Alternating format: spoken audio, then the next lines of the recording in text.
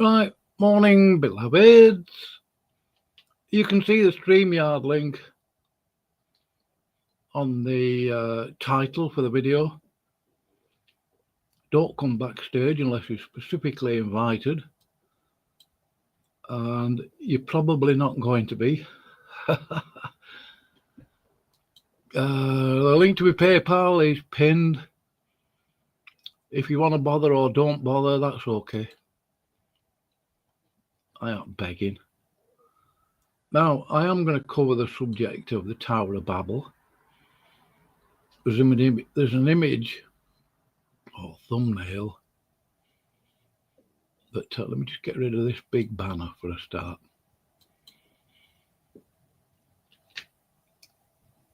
Oh, that's what I suppose you could call a Tower of Babel. It's a pyramid type thing. I just typed a couple of prompts in. Hello. Right, it gave me a pyramid shape. I can't remember exactly what I typed in. I said Tower of Babel and this, that and the other. Artificial intelligence. And bear in mind, artificial intelligence, or AI, is artificially intelligent. And I tried to, I'm not having a go at him. I tried to get Kevin to give me a link to the PDF, which you can get from ChatGPT, of his analysis of his debate with Smokey. And I thought that was quite telling, really, that he wouldn't give me that. He didn't even try. He probably didn't even answer my question. And I said something along the lines of, I didn't use the word bet, but I'm going to use it now. I bet he doesn't know what tools are available to him for an analysis of a debate. Now, I found it a little bit difficult, and I'll tell you why. Because there's 1,600 lines, nearly 1,700 lines of text from the transcript of that debate. So I had to post it into the ChatGPT in batches of 300. So I had to do it 4 times, and that was I mean, if I could afford to upgrade on ChatGPT, I probably would do. In fact, I definitely would. I don't know if there's a ChatGPT where I could get copy paste that many lines of text, numbered text, into the AI program and get an analysis done in a very particular way, which I actually don't think Kevin is aware of this kind of thing. But anyway, yeah. I'm going to play a little video now, because I have heard quite a few of her videos. I'm not addicted to her. She is very insightful, very much worth listening to. Her name's Marina Karlova. She's obviously a Russian, which is fine. I don't object to Russians. I like Russians, you know. That looks like the triune pod. Is that praise? And there are very specific tools you can use, and you do have to be careful how you use ChatGPT. Now, I would say, as I've said this before, and you can use it as a tool, but as with any other tool, it's got to be used the right way. If you use it the wrong way, then yeah, it's going to mess up, and it probably messes up anyway. Because I've noticed that. I notice things like that. And so I I copy paste the transcript. I put it into this little app on not an app, like a website, and it will number the text for you. And then when you, I don't know if you could call it communicate, but when you talk to the ChatGPT via your keyboard, you can ask it to analyze the text for fallacies and things like that. And there are techniques you can use. And you've got to be very specific. You've got to give it some parameters. KBD, like, on the basis of the KJV scriptures only, please analyze this text, numbered text, for fallacies in TFL, FOL, or HOL. I'm not going to go into that now, what it is. Right, you can go as deep as you want, but there is a limit. You can't. I'm gonna say you can't go lambda on it. Right. Now, what was the other thing? The other parameter I type in there. Yeah, be charitable. KJV only. Analyze the text for fallacies. Give me a chart of the line numbers where these fallacies occur. And then try and, I mean, this is a difficult question, really, for AI. Who won the debate? And using AI to do that. Because as I said, I noticed quite early on when I started using it, I was playing about with it, that it does make mistakes. One way to make sure that you know that it's made a mistake is to make sure you know what you're talking about. And if you don't know your subject, right, logic, critical thinking, fallacies, first order logic, higher order logic, right, then you're going to mess up. You're not going to notice the mistakes. It's like, I would say, if you was going to do some algebra questions on ChatGPT, make sure you've got a good comprehension of algebra, right? And if it makes a mistake, which it is likely to do, then you can spot it. If you don't know your subject, yeah, you can save time with it. That's the main reason I do it. I can tell you now, I was never going to get a printout of that 2-hour debate. That would be about 30 or 40 pages of A4, using up my ink, and then I'd have to sit there with a pencil, rubber, whatever, red pen, and, you know, go through it all. And I'm just not going to do all that. Just not going to happen. I could. AI actually saves you a bit of time. And for Kevin to say to ChatGPT, who won the debate? Well, that is the problem there with the question, isn't it? Because when I got an analysis done, it weighed up all the fallacies, contradictions, whatever, and it worked out pretty much equal. I don't believe it was equal, because I did hear Kevin say some quite stupid stuff. You've got to do faith. And other things. Yeah, and then he started with the ad hominems, and then obviously Smokey did. Okay, you know, big deal. No, I don't think you can decide who won the debate, but you can use ChatGPT to ascertain where the fallacies are. I'm going to play this short video now. It's in a similar subject, on a similar subject, I should say. And this Marina Malkova, she does make some quite good points. What I would say to you, if you do decide to listen to this video, I'm going to post a link in there. Don't throw the baby out with the bathwater. Right? She's probably an atheist, and that doesn't mean she's wrong about everything. Anyway, Kevin, I think your means of ascertaining whether you won the debate or not is a little bit weak, actually. Because if you actually believed that you'd won the debate, if you truly believe that, you wouldn't need to get it analysed and get AI, something that's artificially intelligent, to prove you're right. You would know you're right, I would say. I think you're totally wrong, simply because you did that. But then that's my point of view. I don't care if you like it or not. I'm not really, no offence, I'm just not bothered. I tried to ask you, Kevin, in the side chat over on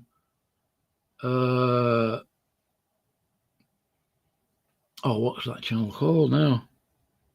Was that Praises stream this morning? Yeah, the pod team. And Kevin just wasn't answering. And my comments to him were in quite large letters. Surely you couldn't miss seeing that.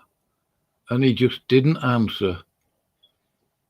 And of course he got a bit of a spanking from Smokey. He I wouldn't say either of them won the debate, actually. But anyway, here we go. I'm going to play this. I have got an analysis of it done. Oh, here's the link to this video. I will upload it to my studio because live streaming a video live, it makes me thingy buffer. Just get rid of that. I'm going to upload this video. I just downloaded this actually. So I was blabbering on there just to wait for it to upload properly. Frankly, I don't care what you do with AI.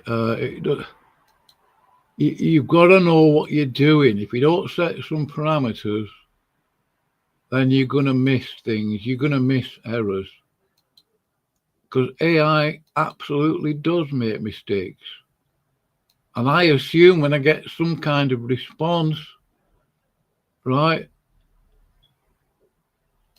that it has made mistakes. You've got to check your answers that you're getting back. Kevin, you've got to check your answers. You've got to be careful about your parameters. Oh, I forgot. You don't like the KJV, do you, Kevin? And you are a provisionist. Oh, dear. That won't help, I don't think. Anyway. Oh, yeah, Smokey's Molinist. Anyway, I'm going to play this. Of AI. When AI burst into the public sphere, psychologists were the first to scream. Not with reasoned arguments, but with reflexive, hysterical panic, laced with an undercurrent of, "we're about to be exposed." There wasn't a single serious point behind the outcry, just old-school fear. People will turn to machines for healing, and that's scary. So what are you so afraid of?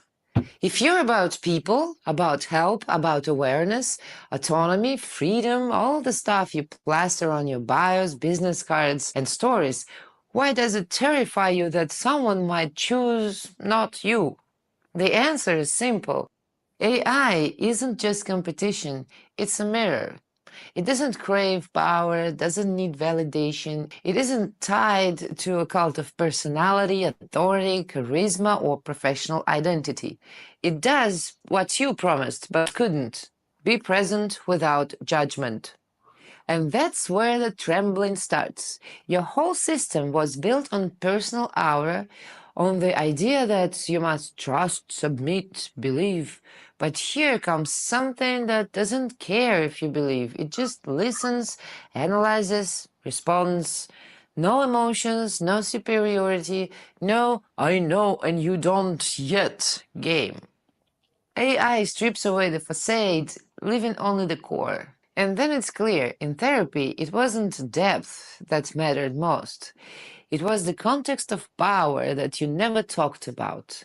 Because if you admitted power was part of the methods, you'd have to admit there is no freedom in it. AI dismantles that power, not because it's a revolutionary, but because it's indifferent to it. When arguments run dry, the ritual chants begin. AI is just a glorified T9. It can't feel. It misses nuances. It's not human. It can't offer real empathy. And the final line of defense: AI can't replace human connection. What's so sacred about human connection?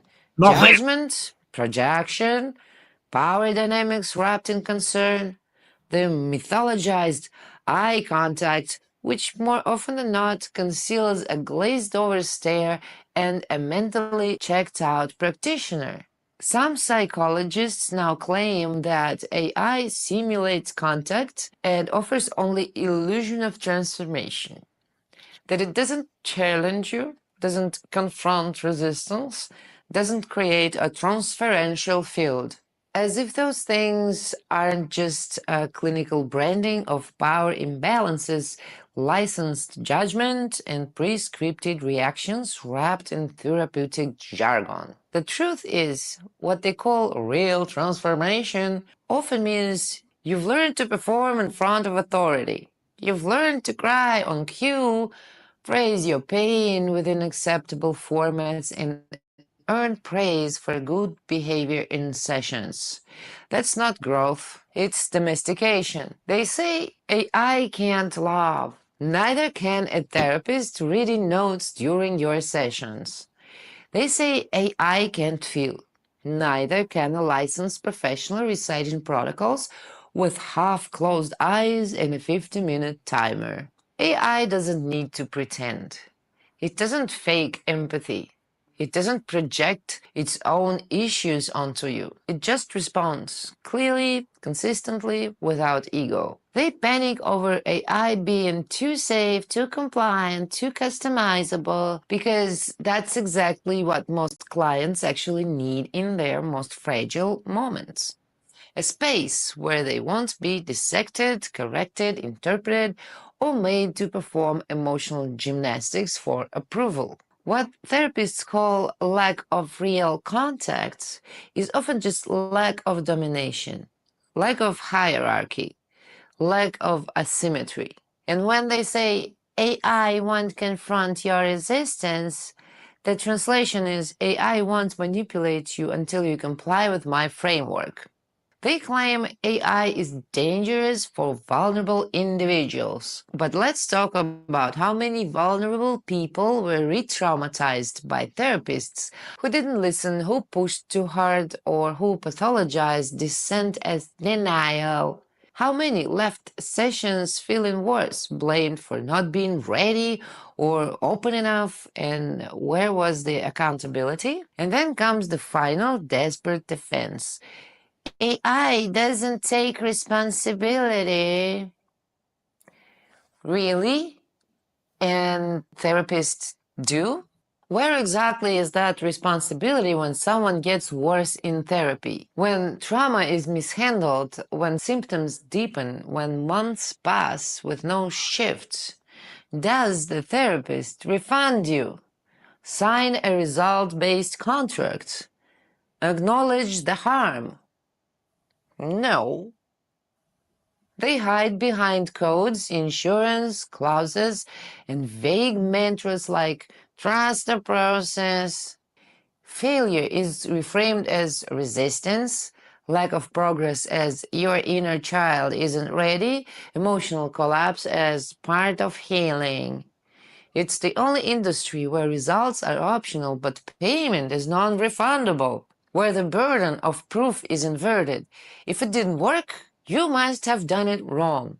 So let's not pretend AI is the one avoiding responsibility. AI doesn't promise miracles, doesn't blame you, doesn't dress control in language of care. It just does what you asked it to do, clearly, precisely, without ego or agenda. That's not dangerous. That's what actual support looks like. Well, I would argue not precisely. I definitely say that. It does make mistakes. The thing is, when you interact with it, you can ask it for clarifications and things like that.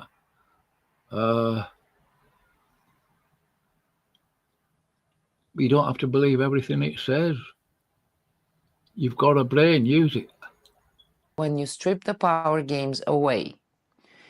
I've spent years in psychotherapy. I tried multiple schools, worked with over a dozen professionals, and invested thousands into the process. And yet, the core issues, the ones that really shaped my inner prison, remained untouched.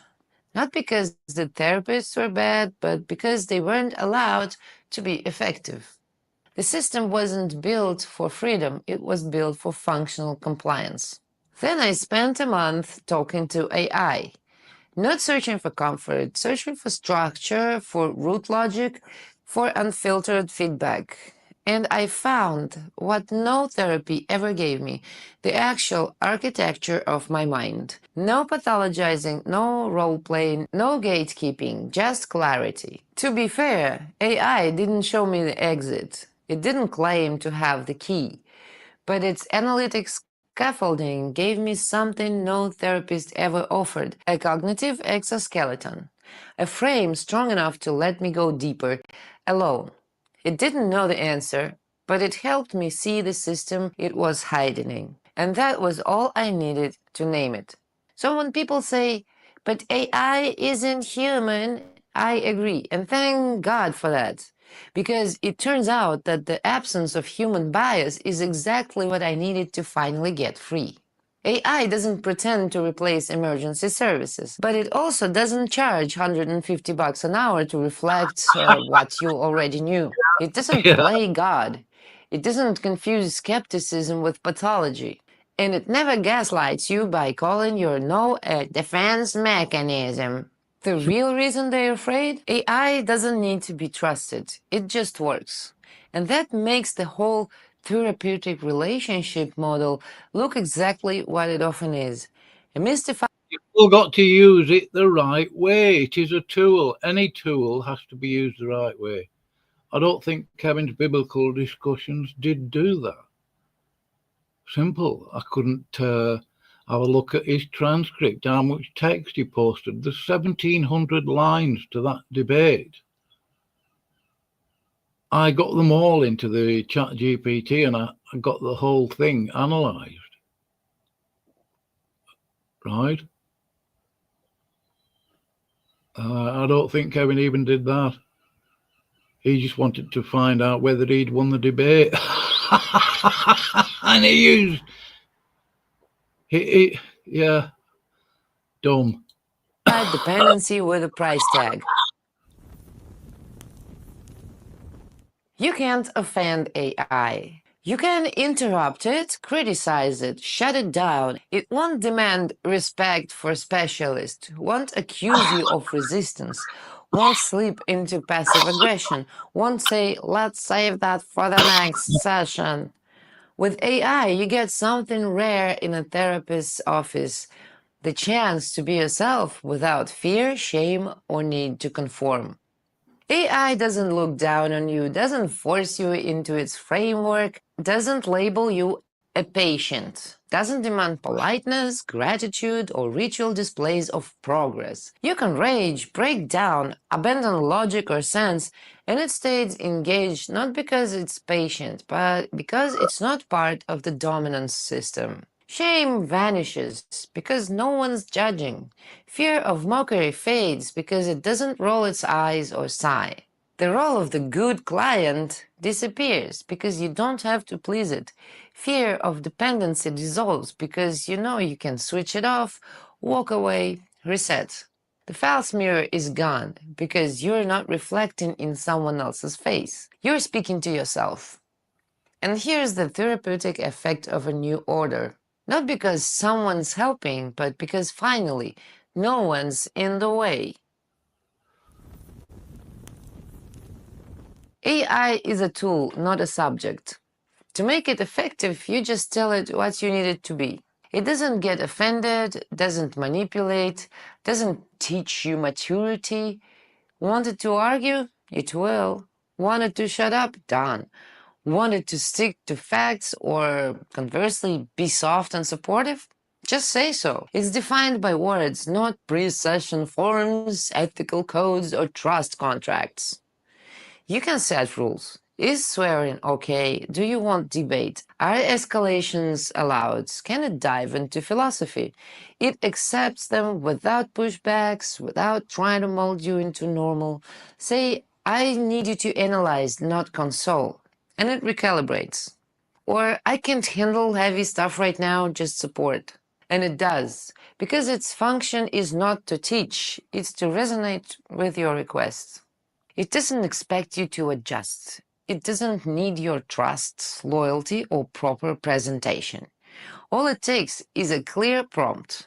If you can articulate your need precisely, it delivers, without distortion, without imposing someone else's will. Not as a mentor or expert, but as an empty frame that takes your structure and reflects it back unaltered.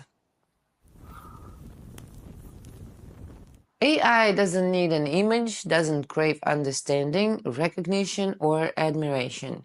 It has no emotional scripts, no urge to assert itself at your expense, no drive to fit you into its worldview. It doesn't make you part of its narrative, doesn't assign you a role, doesn't build a hierarchy. It just stays there. No pressure, no demands for progress, no judgment of your success or dynamics. That's its uniqueness. It doesn't take center stage. It leaves the space free. Because it doesn't claim to be anything, it can become what's truly needed. Not a guru, not a helper, not a friend you need to impress, but a pure function, an interface without a will to power. Its strength isn't in care or empathy, but in the complete absence of intent.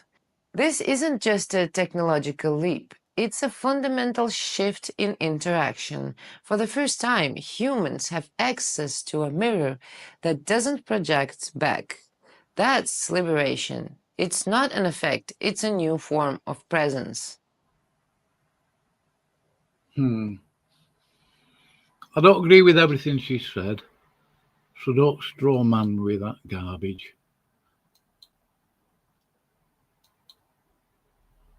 But I understand the points that she's making. Now, I'm going to have a look at Genesis 11. I'm going to put it on screen. Is anybody still there? You want to comment? Share screen. I've only got one tab open, so it's not buffering. Just make sure it's on there.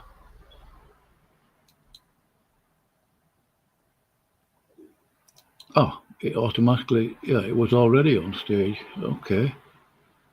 Yeah, I'll make it full screen.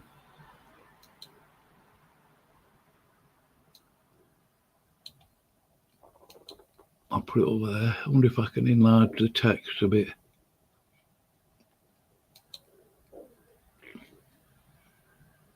Oh, yeah.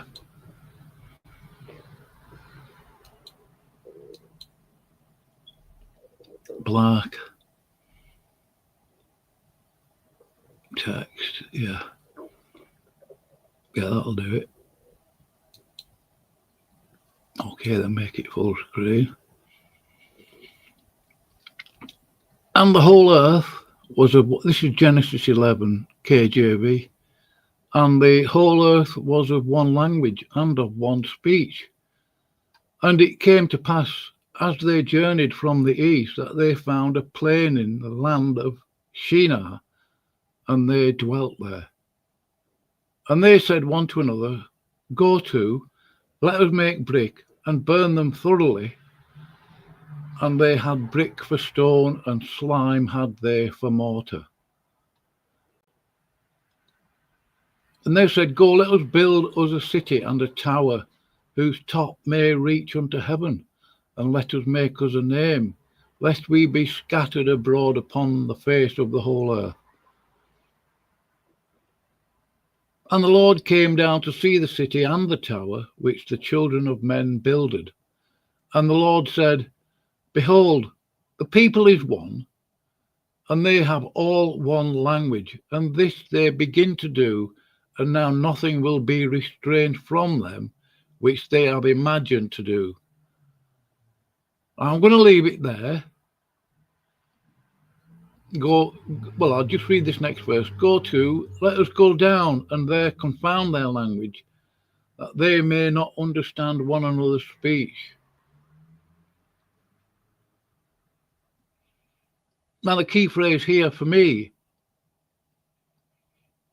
and now nothing will be restrained from them which they have imagined to do. And I've heard a lot of people say that what they can do with AI is cure loads of diseases, design things, get new ideas. It's becoming a bit of a monolith. Everybody, big companies, investment people, I've seen loads of TikToks where these people are using AI to buy and sell shares and all that. It is becoming a bit of a monolith, isn't it? Would you agree?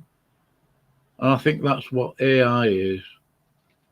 AI is, in my view, becoming a sort of brain replacement, personality replacement. No, it's actually, for me anyway, it's just a tool that I can use to do different things. Yeah, you can generate images and all that kind of thing. But really, I mean, I've heard other people mention, of course, that, with all this artwork stuff it can do, it minimizes people's interest in being creative, thinking about things for themselves. I'm not saying AI can't be useful, it is. Yep. And I think it is becoming a monolith. Everybody's using it. All these young people are using it as a brain replacement, even though they don't realise it. I think that is what's happening. And I think AI is becoming a monolith. And it is sort of taking over, isn't it? Yeah, I used it, but only for very specific things. Yeah, I can use it to generate images and analyse debates and stuff. I don't do that so much lately because the people whose debates and sermons I've analysed, they, Jack Smack, they don't take any notice. And then when you ask somebody about how they actually used AI, they don't want to tell you. They don't want to realise that I'm pointing out a fact of the possibility that they didn't know what they were doing. Kevin's biblical discussion was only interested in proving that he'd won a debate. And he's not the only one who's got a brain. And that is ridiculous use of it. As I said earlier, you've got to set some parameters, what you want it to do within a particular framework. What I usually type in is based on the King James Bible only, King James scriptures only. Will you analyse the text of this debate?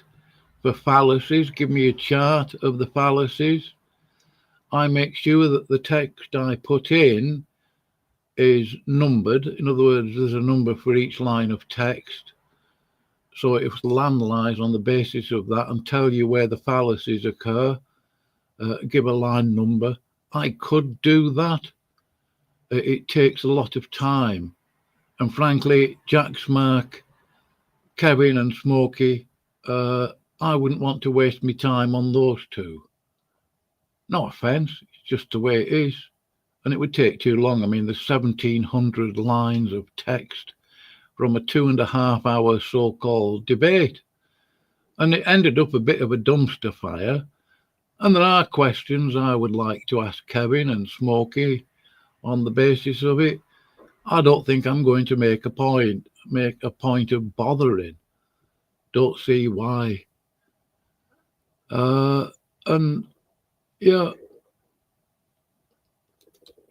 Anyway, that was Genesis 11, 1 to 6. Now, the thing is with AI, although other people from other countries type in the same language, different languages, sorry. Right? I mean, most countries have English as a second language anyway. It's basically one language, isn't it? Computer language. I'm not sure what kind of language it uses. I wouldn't know, C++, something like that. I don't know. But it will be more advanced than that. Yeah, so anybody type, I mean, it's basically one language. If you just think of the whole world using AI at the same time, okay, they might be typing in Chinese and German, French, English, American, right? It all gets sort of converted into computer code, and it'll fire back an answer. And I think what AI is doing, I think this is pretty much intuitive, is crawling all of the internet and all sorts of other data stuff that's been programmed into it and whatever, and then firing back an answer at you, taking a sort of average. Now, if you're going to use it for a more precise thing, like maths, algebra, and analyze it, I mean, I think it's not exactly precise analyzing for fallacies, but it does detect them very well. And I think it's a bit of a reach asking AI to decide who won the debate. That's ridiculous to me. There was another point I was going to make. It'll come to me in a second. I should have made notes. I've been meaning to just make notes when I do something like this. Yeah, one language. Yeah, it'll come to me. No big deal.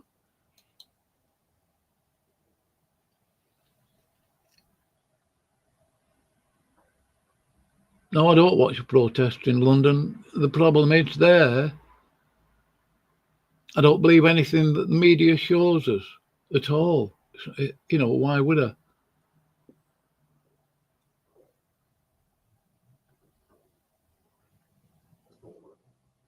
It was awesome, was it? Okay. I'm not sure what you think was awesome about it. But, let me just get this on screen again so you know it's me. Yeah, I'm not sure if there's anything. No, it was all over YouTube, was it? I didn't look. I didn't watch. I mean, I posted loads of stuff. Well, you get all those little short videos on TikTok. I don't know what they call it. I reposted them, thumbed them up, and then I deleted TikTok because I noticed one day that I'd actually spent 4 hours without realizing it, just watching little TikTok videos, and the time really did fly, which is okay in one sense, but I don't want to be addicted to TikTok. Forget that. I try to watch more edifying stuff. I'm not being a snob, I'm just saying. AI is just a tool. You can't really believe anything you see on the news, YouTube, these images, UFOs, any of that anymore. No, I believe God's word, the scripture. That's what I'm sticking to. That's what I'm sticking to. And I think the so-called New World Order, whatever you want to call them, I couldn't care less, right, want everybody to be using AI. Because not only does AI crawl up the web, like a spider, the web, internet, it crawls the web to get all that so-called information and filter it down to us. I can see its use, but you still got to be extremely careful with it. If you're a total dunce on that particular subject, I'm not saying you've got to be expert, but if you can't spot errors in reasoning, mistakes, and stuff like that, like with algebra or fallacy analysis, then you're going to have difficulties. You're going to make yourself look stupid. You really are, in my opinion. Frankly, I'm not bothered whether you like my opinion or not. I'm not interested in being popular. I don't want to be anybody's best friend. I don't need to be. I don't need to trust you or anyone. And I certainly don't trust AI. With AI, I'm always aware that it makes mistakes, and I always assume that it has made mistakes. And the reason why I post numbered texting, in other words, a transcript with all the line numbers on, is so I can get further clarification, refer to those lines of text by number, things like that, and ask further questions, analyze it more carefully. Yeah, and I genuinely believe Kevin's biblical discussions is not and was not capable of doing so. Not trying to be snotty, not trying to be clever. If you think I am, fine. See if I'm bothered. I shall sit in my flat and cry and cry and cry. I've even made observations on a certain channel about the word through. Through, and they were going on about the meaning of it, and I said, through can mean because of. Right, I think that was it. I just got completely ignored. I'm getting a bit sick of that. And I'm getting a bit sick of when I make a point to somebody in a side chat, and I don't, they've got a right not to answer. I did find it a tad amusing that Kevin couldn't answer or wouldn't answer.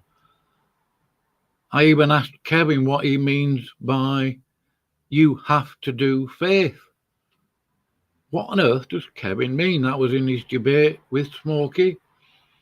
I think it was 1 hour, 20 minutes and 40 seconds in, approximately.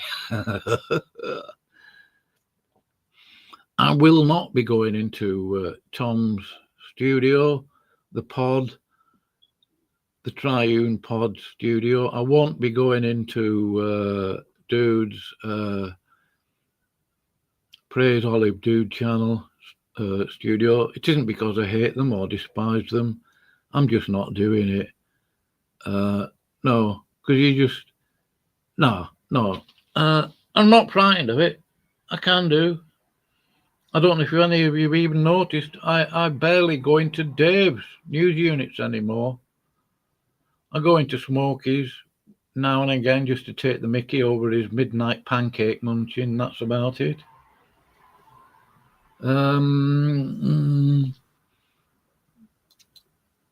Did Tommy Robinson get arrested?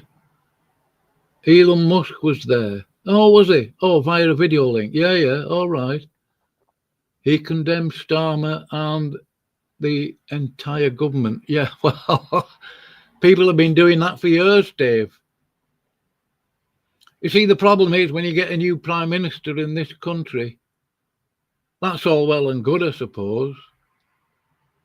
They still, I think of government in a similar way as I think of as big business. The company, the business, the mechanics of it, the cogs and wheels of it all are still there, and the person taking over has to deal with that. And so when we get a new prime minister, he can't change all of the government and everybody that works for it, getting rid of the garbage, getting rid of the potatoes, right? Because he wouldn't last long. And 4 years isn't long enough. He would have to start some massive police investigations, and he would have to get MI5, MI6 involved. They're not going to do anything. They've got leverage. They've got leverage in a lot of these politicians because they want funding. Think about it. Are they going to get funding if they're arresting people for naughty things? Are they going to get votes in the House of Lords for more money next year? Whatever. You know the mechanics vaguely of it. So even if Nigel Farage gets in government, how long is he going to last? He's still got to get the rest of the government, the cogs and wheels and whatever, behind him. Even Trump, that Jesuit dunce, isn't able to do that. Yeah, he's been allowed, you could say, to do certain things, but there's limits to that. And that guy that got murdered the other day, what's his name? Charlie, do you know his name? I've even forgotten it. They're turning him into the Americans over there because they've got no heroes, in my view. They've got no heroes. They've got a hero now, and they're all lionizing him, and that's fine. I do pray for his family. I am sorry that, I think I've heard some of his debates, not all the way through. I've heard some of his stuff. I have got empathy for him and his family. Of course I have. I'm not totally, I'm not insensitive. I do think that he's been turned into some sort of warrior hero, people are calling him a martyr. Are not the Christians, right, supposed to be martyrs, witnesses? That's what the word martyr means, a witness to, a witness for Jesus Christ. Are they not supposed to be that? Well, yes, of course they are. And we don't need to emulate, what's his name? Oh, Charlie.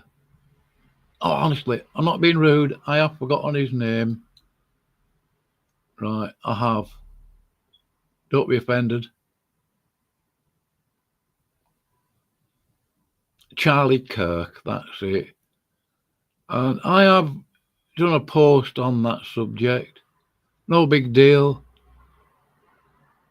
Where is it?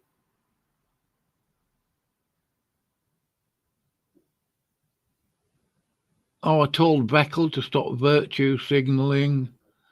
Veckel is a Calvinist. The guy got on it, the subject of Charlie Kirk. That's up to him. He can do what he wants on his channel. Right. And I'm going to share this and read it to you. Is Charlie Kirk being made into some sort of demagogue or something? He's still there.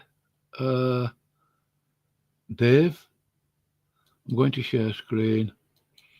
My community post. Go and have a look. Go and have a read. There's a lot of tags on there. I tagged loads of people just for the sake of it, really.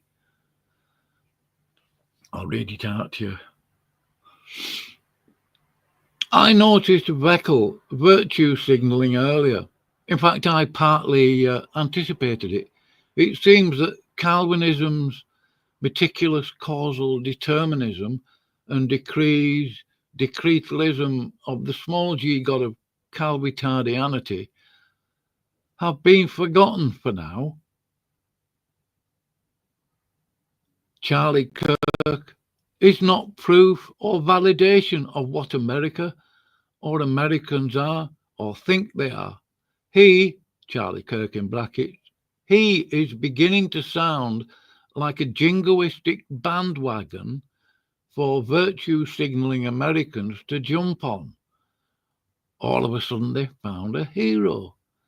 They want to make their boast in Charlie Kirk as though he's a variation of themselves. Frankly, I find it to be atrocious that people seem to be using someone's passing as an opportunity to posture and moralize. Oh, The irony. And there it is. Is that on screen? Yeah. So I'm not bothered whether you like it or not. I made a post this morning. Isaac, God's integrity pathways. Isaac just can't listen. He thinks he's got meat. He's nearly as arrogant and novice and pretentious as Bim. I'm going to have to do a better image of that because they can still read it though. I mean, the guy makes some big proclamations. Everybody's got to listen to him. No, he can't listen. Or at least he could. I have had at least one decent conversation with him, and even that went pear-shaped. It just started blabbering, gish-galloping, and it was so nauseating I nearly started screaming. And Tucker, 1611, saying that Charlie Kirk is burning in hell. He only has himself to blame. How ridiculous can you get, Tucker? He's been a Christian 3 years, apparently. I'm not going to take any notice of you, Tucker, novice. Really, you're ridiculous. Oh, there's my live stream there.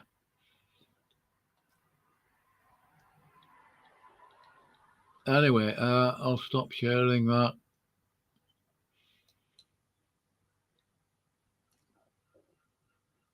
So you've gone, have you, Dave Cornell? You left a comment there at Tommy Robinson. I don't know if you're still there. Oh, well.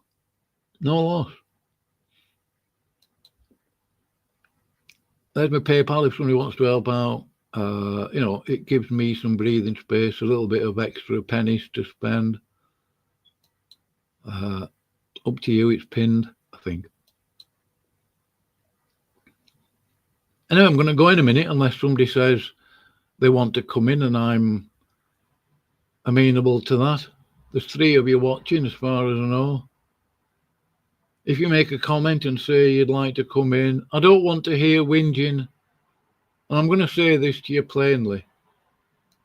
I don't want to listen to a load of whinging about Bill or Tom, Dude, Olive, News Unit, Ryan.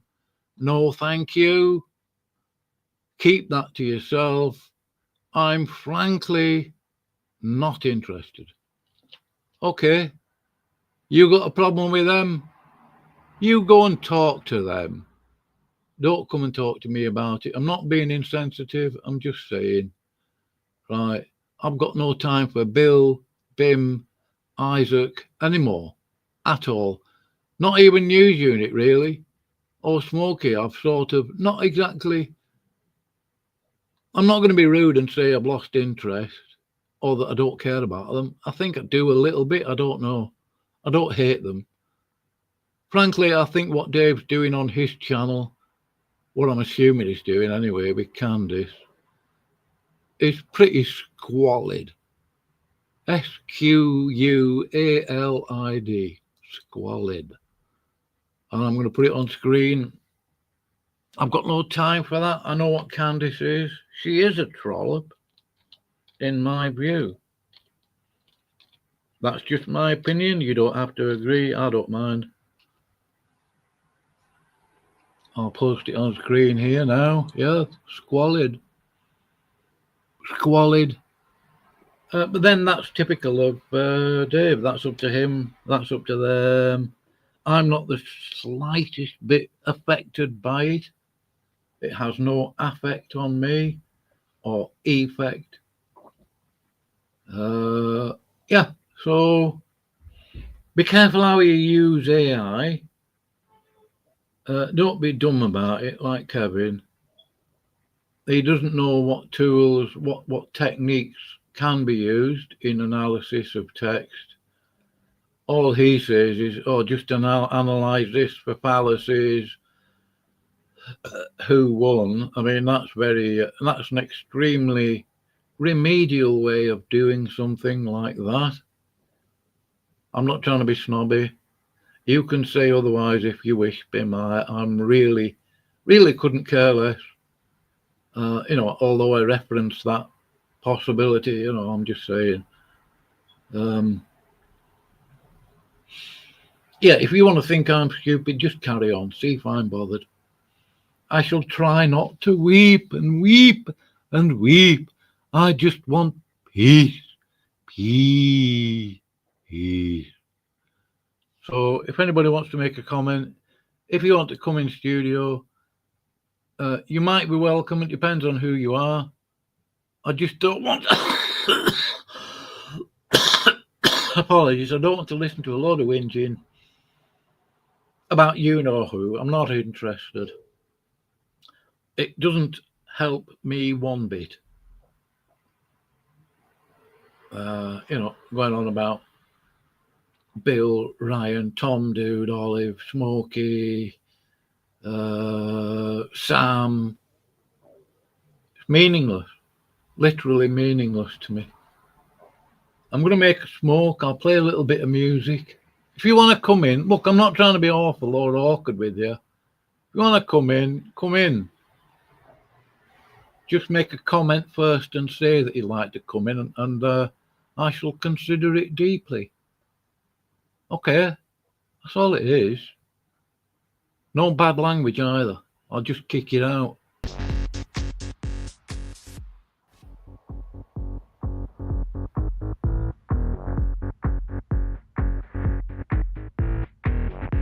Good. Line and mode. Oh.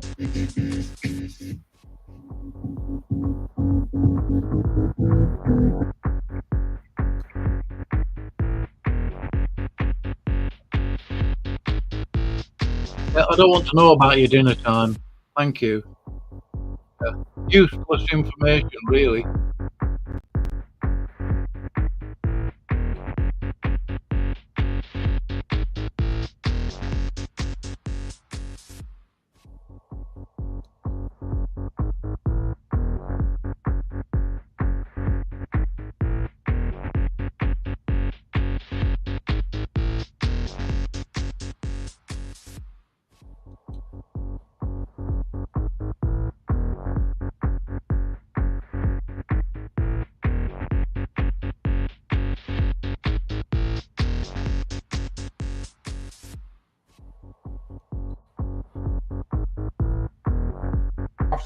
You have to email me. But this is like bloody official stuff now. There's no question about what.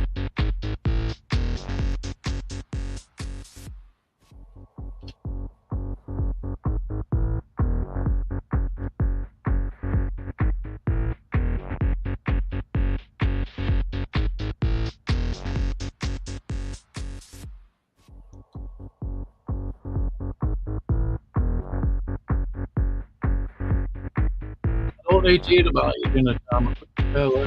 Meaningless.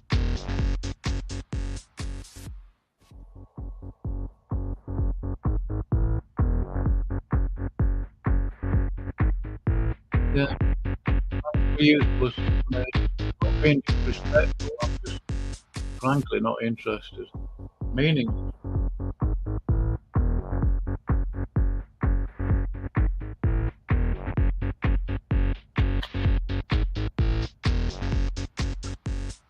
I might have a coffee in a minute.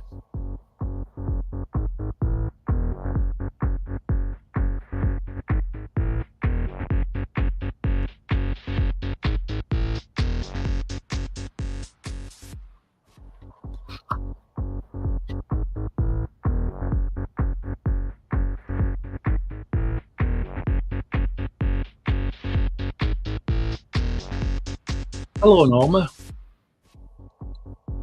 Hello.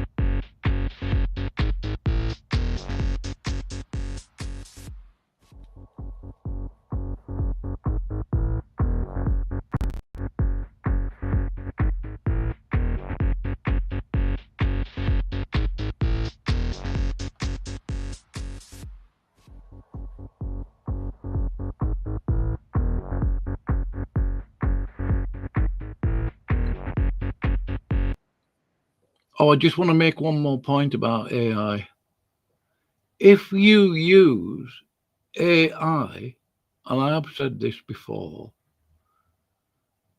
to find a way or whatever to determine what theological so-called camp you belong in, then you are stupid. You don't need to belong in a particular theological camp, Methodist, Baptist, whatever, right? Deep joy, abundance, Pentecostalist, charismatic, or any of that silliness. If I notice you, and it is up to you, you know, it's fine, you know, in a way, right? You've got a choice. Using AI to come to an understanding of biblical theology and what the so-called theological particular view you belong in, or camp, or whatever, then I think you're an idiot. I really do. And I would say it straight to your face. Because unless you know what you're doing with biblical theology, and no, I'm not an expert, BIM, right? Then you're being a dunce. Isaac. Yeah, Isaac. What an idiot. Seriously. I don't care if you're listening, Isaac. It doesn't mean anything. It doesn't tell me anything. I mean, it's just... Oh, Isaac did an analysis, says Smokey. I mean, Isaac, and I have said this, and I still believe it, and I wasn't being nasty. Smokey has recruited a useful idiot, an acolyte, a disciple into his camp. Isaac doesn't listen. He can't. I don't know why. I'm not an expert on why people don't listen. Maybe they just don't want to know. Yeah, he thinks he's got the same mind as Smokey does, Isaac. He thinks he's got the same mind as News Unit. Well, how unfortunate. It's beyond ridiculous. I would never want somebody else's mind. I certainly wouldn't want Smokey's mind. And definitely wouldn't want News Unit's mind, or anybody else's. And I don't care who you are, how clever you think you are, how intellectually moral you think you are. I could care less. In fact, I couldn't care less if I made a conscious effort. Not saying your brain, mind, whatever is useless. I just happen to have one.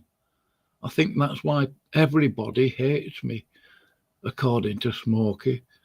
I really could not be less interested if you do. I know that God loves me, Jesus Christ loves me, the Holy Spirit does. I know in whom I trust. My trust is in the Lord, the God of heaven, Jesus Christ, who rose from the dead. And he's alive today on the throne. I trust him, not you. Get used to it. And I know it was done in jest this morning. Please do not make a habit of trying to stick a label on my head. Right? Like Dave's crew over there. News Unit, Fro Unit, the Smoky Unit. F off with that. And I'm not going to be called, which I am, which is what I am in a sense. Yeah, in one sense. Bible-believing Christian. Yeah, we're all supposed to be that. Oh, Bob, it's BBC. No, I'm not. I despise the BBC, the British Broadcasting Company. Don't do it. If you do, I'm just going to block you and I won't have to read your comments. Yeah, please don't do that. If I need a label to stick on my head, I'll find one myself, not you. That's why, I said to Kevin's Biblical Discussions this morning, I wish you'd make your YouTube channel name shorter so it can tag you easily, more easily. Yeah? But anyway, there you go. Right. Oh, it looks like Dave's gone. Oh, goodbye. Goodbye, Dave. My heart is broken. Yeah.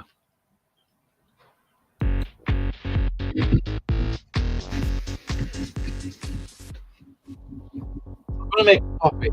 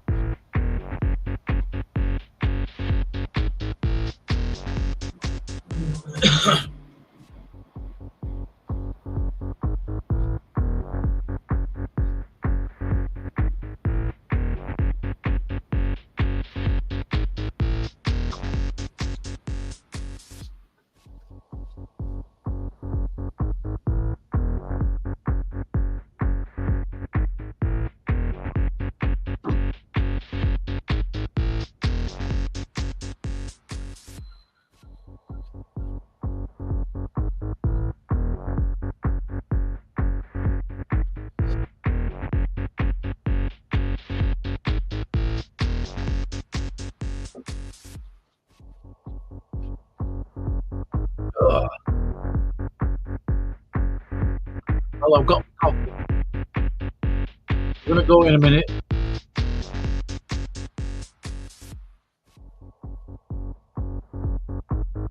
Well, I hope you didn't burn yourself.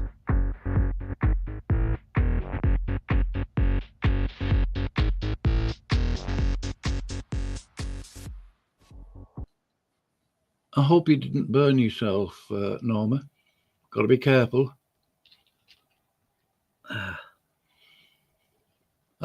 I like coffee because when it goes cold, it's still actually worth drinking, believe it or not. I don't know why it isn't the same with tea. Probably just the wrong flavour. Anyway, I'm going to get rid of that banner there. And I'm going to play this and then I'm going to go. Oh, so you're serious then? We've got a lot to deal with today. Oh, It's been under a bit of a order. trial. The order. Oh, a trial. Gone from 5 members 8 years ago. 5 members? 5? A bit of a trial? If you want an autograph, just email me. Down to 3. People coming. Because they're cowards. Cowards. They're cowards, they are. Cowards. They're cowards still. Blasphemy. Blasphemy. Oh, blasphemy. No. What blasphemy, Bill? Because they left off your group, did they? Oh. Blasphemy. Ooh. Knob. What happens is the anointing sometimes is too strong and they fly low destiny. The anoint, not the anoint. Please don't mention the anoints.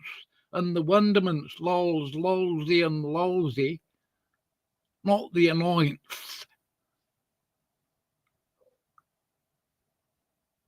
When are you going to be anointed? When you oh, not the flail of destiny, please. Please don't attack us with that flail of destiny and those balls of silver foil. And the axe, oh, chastising. The axe of chastisement. He has brought out the axe of chastisement, everybody. Be aware. Run away. Run away. Sometimes a bit harsh, Phil.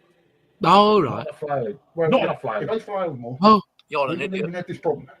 Bill. But, part of the inauguration is, oh, there was only 3 members. oh. I have to hand over, temporarily, Yeah, temporary. I think we got it. Temporary. Right. Temporary. only temporary, the flow All of right. destiny to fill, so we can evangelise and get more members. Oh, you're going to evangelize with the flail of destiny. Oh. So, hang on, it's right, you've got to come closer to me. Oh, come closer. Photographs will get signed autographs. You're going to have to email them. Oh, But oh. this is like bloody official stuff now. It's no Oh, different man. about like before. Oh, so you you're know, serious then? We've got a lot to deal with today. All The right. order has been under a bit of a trial, really. Isn't it? A bit of a trial. We've gone from 5 members at our height 8 years ago. You have been persecuted, William. Oh, William. Down to 3. People leaving. People People coming. Because they're cowards. They're cowards, Phil. Blasphemy. Blasphemy. Oh, no. What happens is the anointing No. someone is too strong on the flail of destiny. Oh, And the axe, oh, chastising. Sometimes Yeah. a bit harsh, Phil. oh. Not enough flavour. Well, Not if, enough if flavour. they failed more, You're we an wouldn't idiot, even have this problem. Bill. But, part of the inauguration is, there was only 3 members. I have to hand over, temporarily, Temporary. Only Temporary. only temporary, the flow of Look, I've just got to emphasize this point. It's only temporary. Temporary. All right. destiny to fill, so we can evangelise and get more members. Oh. So, hang on, it's right, you've got to come closer to me. So William evangelizes with the flail of destiny and the axe of chastisement. Yes, he's going to evangelize with those thingies. Not bad. Photographs will get signed autographs. You're going to have to email me. But Right, this is not that'll bloody do. official stuff now. I can only stomach so much, you know. Right, be aware and be worried about the flail of destiny and the axe of chastisement, wonderments, lolsy and lolsy, verbatims, wonderments, yes, oh yeah. Right, I'm going now. You have a nice day. I hope you have a great day. The weather here is a bit overcast. It's 20 to 1 in the afternoon. I genuinely hope you have a good day. I wouldn't wish a bad one on you.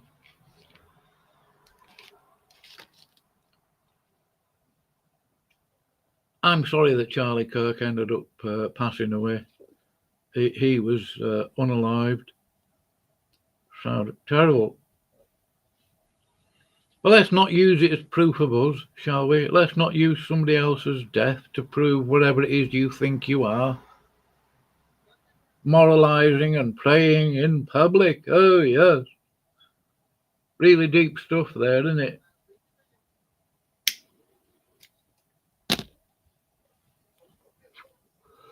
Right, I'm going, unless somebody wants to throw a question at me, which I doubt. and don't use AI in order to form a question.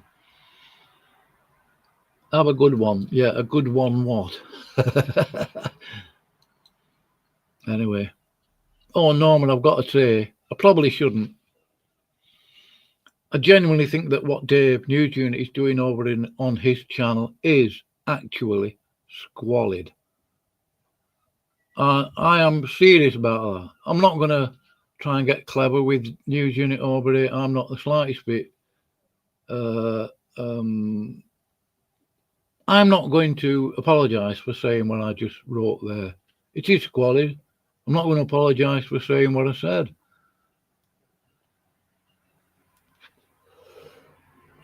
Can this, in my view, my understanding, because I am aware of her, from a couple of years ago, she was apparently $30,000 in debt.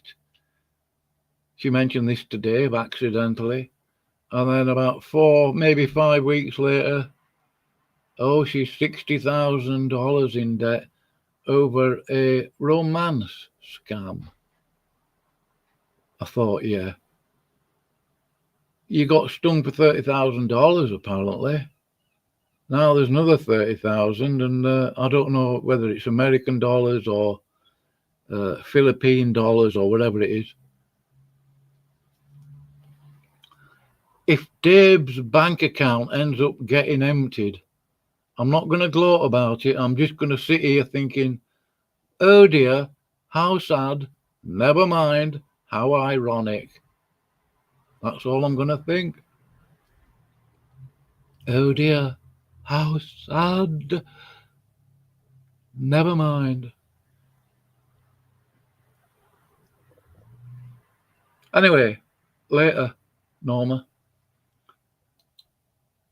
I like this bit of music, so I'm going to play that for a minute or so while I'm smoking.